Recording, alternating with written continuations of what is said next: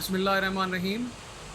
आज की इस वीडियो में हम बात करेंगे प्रीसी राइटिंग के ऊपर कि प्रीसी राइटिंग की नेचर क्या है, उसे कैसे लिखा जाता है और उसके जो पैसेजेस हैं उनकी लेवल क्या होती है, उन्हें हम कैसे सॉल्व करें और फाइनली स्टेप्स ऑफ प्रीसी राइटिंग कौन से हैं। तो इन सब चीज़ों पे हम आज बात करेंगे, तो वीडियो को लास्ट तक देखिएगा। और सबसे पहले जो है वो नेकी का काम करें, आप इस चैनल को सब्सक्राइब करें और बेल आइकन प्रेस करें जिससे आपको नोटिफिकेशन मिलते रहें। इन वीडियोस को बनाने का मकसद ये है कि ये English language, English communication skills के हवाले से जो भी एडवांस लेवल के टॉपिक्स हैं, उन स्टूडेंट्स को जिनको एक्सेस नहीं है बुक्स की तरफ या फिर मतलब कुछ इंस्टीट्यूशंस की तरफ वो नहीं जा सकते, नहीं पढ़ सकते, तो ये सारे वीडियोस उनकी आसानी के लिए बनाए जाते हैं, जिस तरीके से वो घर पे बैठ के इन सारी एडवांस स्किल्स को सीख सकें या फिर उनके हवाले से नो हाउ का उन्हें पता हो, जैसे कल को वो बुक्स पढ़ें तो बआसानी उनको समझ में आए। तो प्रीसी राइटिंग की तरफ हम चलते हैं। प्रीसी राइटिंग हम देखते हैं कि राइटिंग स्किल्स के अंदर वो हाईएस्ट लेवल है लैंग्वेज की। यहाँ पे हमें एडवांस रीडिंग स्किल्स भी चाहिए और एडवांस राइटिंग स्किल्स भी चाहिए। उसके अलावा हम प्रीसी राइटिंग को प्रोड्यूस नहीं कर सकते। और जो नेचर होती है प्रीसी राइटिंग की वो ये है कि हमें आइडियाज़ को कंप्रेस करना है, उनको कंसाइज करके लिखना है। ये बहुत मुश्किल बात है। चीज़ों को एक्सपांड करना बहुत आसान है, जैसे ऐसे को हम आउटलाइंस में डिवाइड करके फिर उसको एडवांस एक्सपांड करते जाते हैं। लेकिन प्रीसी में हमें उन बड़े बड़े आइडियाज़ को कंसाइज करके लिखना है। दूसरी बात ये कि अपने वर्ड्स में लिखना है और उसमें जो लैंग्वेज एक्सप्रेशंस हैं वो काफ़ी लिमिटेड हैं प्रीसी के अंदर, जो हमें इस्तेमाल करने हैं। तो इसी तरीके से प्रीसी राइटिंग टफ़ है। बाकी अगर आपकी प्रैक्टिस है, कंटिन्यूस आप प्रैक्टिस में हैं, तो बआसानी से आप प्रीसी राइटिंग को सॉल्व कर सकते हैं। लेकिन टाइम जो प्रीसी राइटिंग का है वो थोड़ा सा चैलेंजिंग रहता है हर प्रैक्टिस के अंदर या हर एग्जामिनेशंस के अंदर। तो इन बातों पे भी हम बात करेंगे।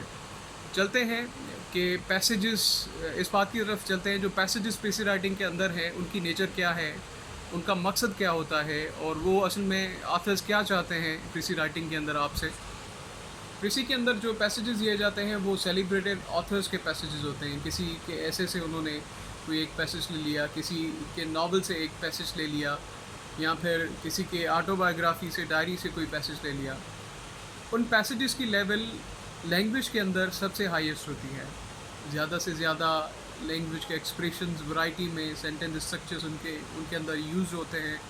और सबसे बड़ी बात जो प्रीसी राइटिंग के पैसेजेस के अंदर होती है वो होती है कि थीम को डाइवर्टिंग करने वाले एक्सप्रेशंस होते हैं। ये बहुत मुश्किल से पता लगता है कि ऑथेंटिक थीम है क्या। 4 से 5 चीज़ें पे वो बात करेंगे, लेकिन इतना कंफ्यूज करते हैं रीडर्स को कि रीडर्स समझ नहीं पाते कि ऑथेंटिक थीम क्या है पैसेज के अंदर।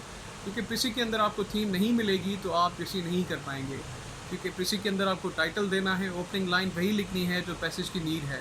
तो ये प्रॉब्लम भी है।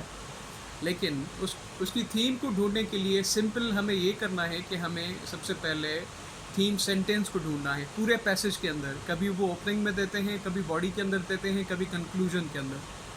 तो 2 से 3 रीडिंग्स जब हम करेंगे, पेंसिल उठाएंगे, टिक करेंगे सेंटेंसेस को जो हमें सबसे अहम लगेंगे, और वो सेंटेंसेस जो थीम सेंटेंस हो सकते हैं तो उनको भी हम टिक करेंगे। तो 2 से 3 रीडिंग से अगर आप रेगुलर रीडर हैं तो आपको पता लग जाएगा कि इस पैसेज का थीम क्या है। जैसे ही हमने थीम को पकड़ा तो थीम के बाद हम डायरेक्ट प्रीसी को सॉल्व करने की कोशिश करेंगे। प्रीसी सॉल्व करने से पहले कुछ अहम इंस्ट्रक्शंस हैं, उनको याद रखिएगा। Precis writing total number of words जो पैसेज के अंदर यूज्ड हैं उनके 1/3 से ऊपर नहीं जानी चाहिए।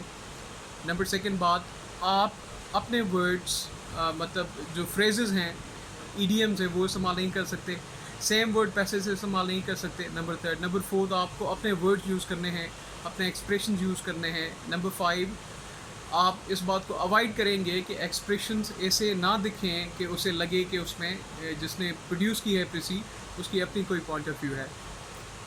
और पंक्चुएशन मार्क्स नंबर 6 पे, पंक्चुएशन मार्क्स के ऊपर आपको कमांड होनी चाहिए, क्योंकि आइडियाज़ को कंसाइज करने के लिए या तो आपके पास मोस्ट सूटेबल वर्ड्स हों या पंक्चुएशन मार्क्स हों। दोनों हैं तो फिर तो बेस्ट है।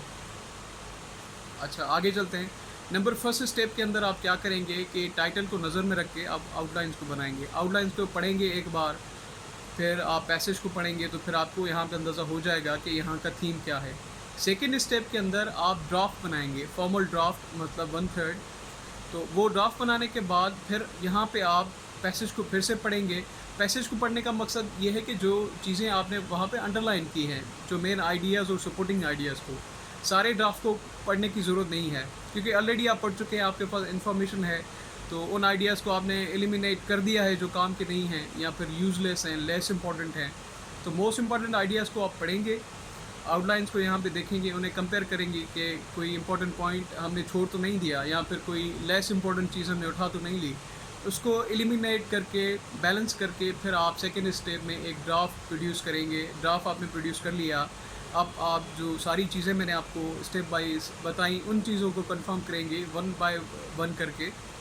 तो उसके बाद आप आएंगे थर्ड ड्राफ्ट की तरफ। जब आप फाइनल ड्राफ्ट प्रोड्यूस करेंगे तो वहाँ आप टाइटल का ज़रूर ख्याल रखें कि टाइटल जो मैंने चूज़ किया है उसको फिर से मैं कंफर्म करूँ कि आया वो टाइटल सूटेबल है, मैचेबल है या नहीं।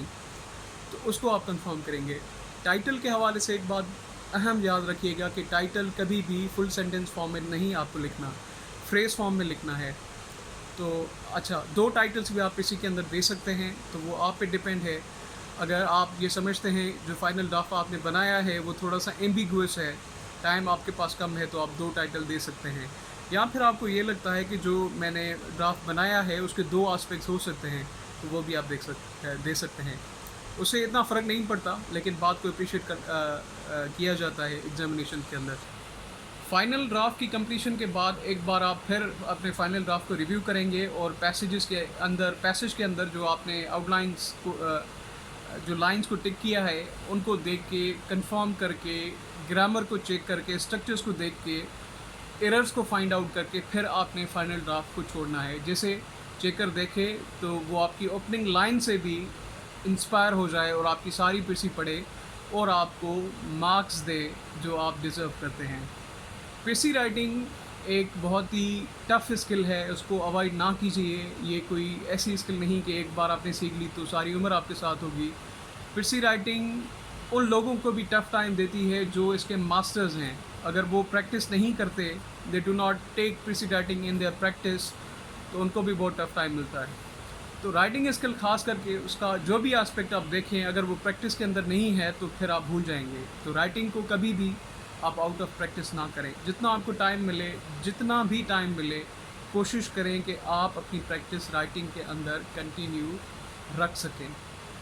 तो ये पीसी राइटिंग के ऊपर ओवरव्यू आपको मैं देना चाह रहा था, तो इस वीडियो में मैंने आपको दे दिया। अगर आपको कोई क्वेश्चन है तो आप मुझसे पूछ सकते हैं।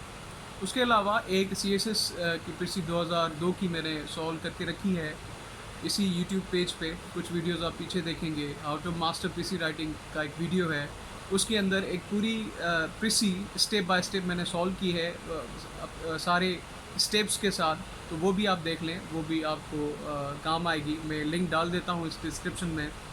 और अगर आपको कोई भी सवाल है पीसी राइटिंग के मुतालिक या लैंग्वेज स्किल के मुतालिक तो आप मुझसे पूछ सकते हैं। और ये वीडियो बनाने का मकसद भी यही है, जो स्किल्स आपके पास अवेलेबल नहीं है स्टेप डोर, आपके डोर स्टेप्स पे, तो वो हम आपको इन वीडियोस के थ्रू आप तक पहुंचाएं। So thank you so much.